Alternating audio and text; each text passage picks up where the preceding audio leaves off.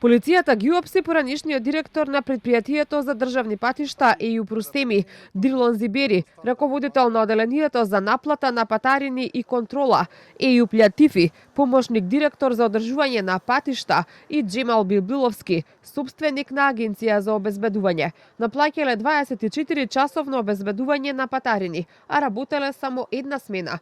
Со тоа го оштетиле буџетот на јавното предпријатие за околу 800.000 евра. Пред 3 години газдата на агенцијата за обезбедување добил државен тендер за да ги обезбедува патарините 24 часа на ден, но вршел само делумно обезбедување, односно во прва смена, а наплатувале како за цел ден. Надлежните знаеле, но не контролирале. Со тоа дозволиле да се оштети буџетот. Обвинителството отвори истрага и побара притвор за првоосомничениот. Оттаму велат дека и тогашниот директор на јавното предпријатие, иако бил должен да контролира дали договорот е спроведен во целост, го пропуштил должниот надзор. Ниту раководителите на оделението за наплата на патарини и контрола не вршеле контроли. Двајца осомничени раководители на оделение за наплата на патарини и контрола исто така имале задолжение да го следат договорот и неговото исполнување, да вршат контрола во извршувањето, одобрување на работни налози за извршување на услугата, испратници, следење на квалитетот на извршените услуги и проверка на доспеаните фактури, како и да изготвуваат извештаи дали договорот е целосно реализиран.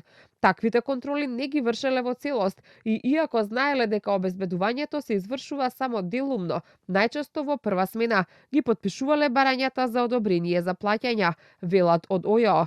МВР поднесе кривична пријава против осомничените.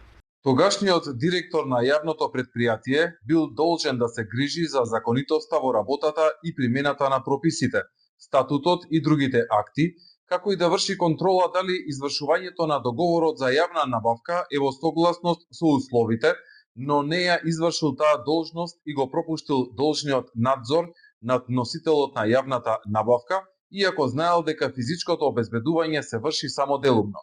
Јавниот обвинител до Основниот кривичен суд Скопје достави предлог за определување мерка притвор против првиот осомничен, сопственикот на агенцијата за обезбедување, додека за останатите се предложени мерки за претпазливост.